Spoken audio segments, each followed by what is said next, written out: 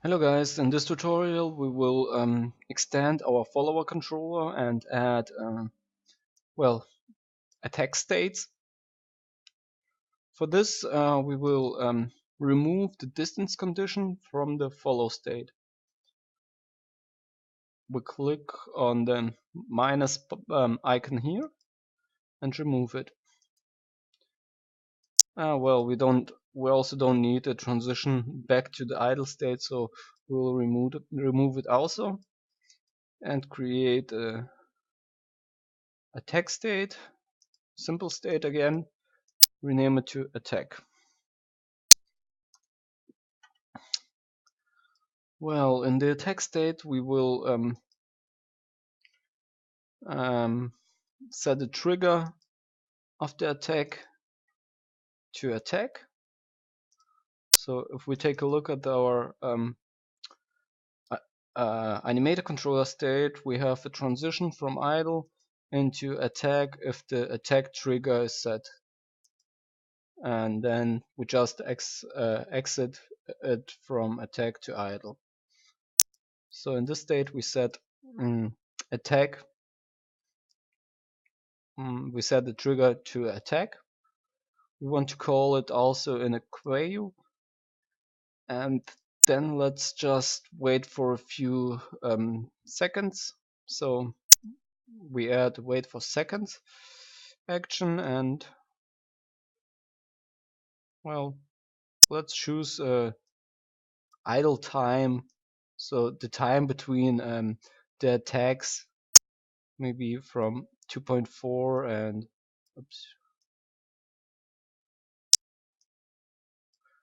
to 3.8 seconds. So it will be randomly. We will set the trigger and attack the player at random times. And we want to attack the player if the distance is less than 2.5. So let's add a distance condition.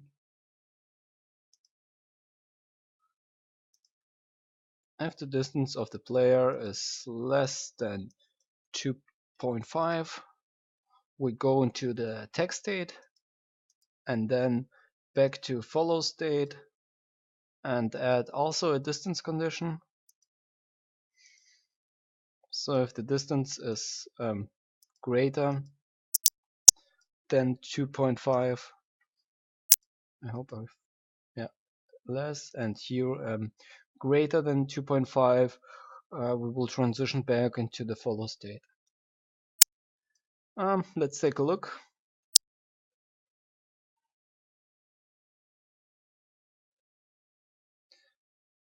Okay.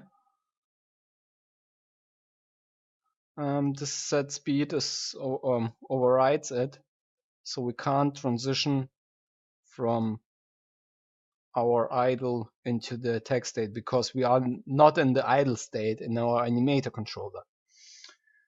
We are in the movement state, and we have to make a transition from movement into attack if we want to transition from movement into attack. But we can fix this by setting the speed to 0.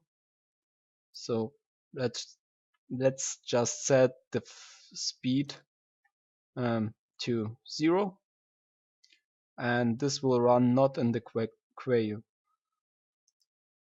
Yeah. Okay.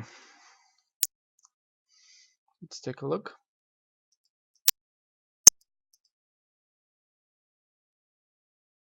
Okay, if we run away, he follows us, and if you stop and are close enough, he attacks us. But as you can see, he slides. Let's take a look. Now he attacks, but slides.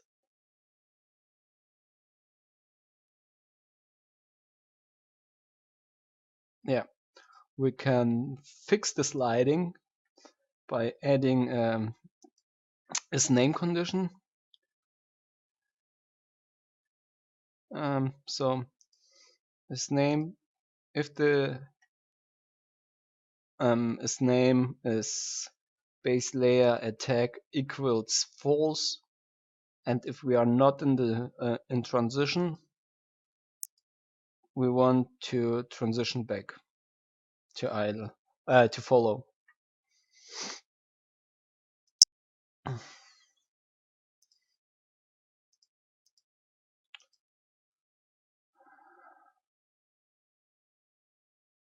Okay, let's take a look. Now he is not sliding anymore, but here again, sometimes he's sliding, sometimes not. This is also because it runs in the Quayo, and if you want to fix this, so he's not sliding, so he is never sliding, you need to add here an exit time, where is it, condition, and choose maybe 1.8. So now he should not slide anymore.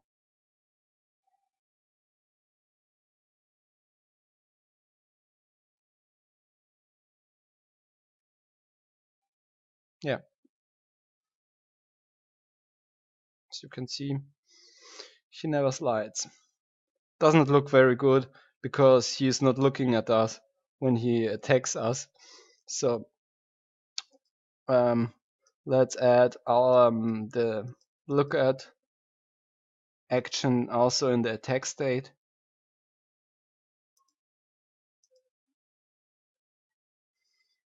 To 1. Okay, and we want to look at our target before we set the trigger. You can also look always at the target, but just an example on how you can handle this. So before he attacks us, he will look at us. As you can see, you can run away, he doesn't look at us, and then when he attacks, he looks at us. This is because the look at action runs in the Quayo. If you remove the Quayo option, he will always look at us.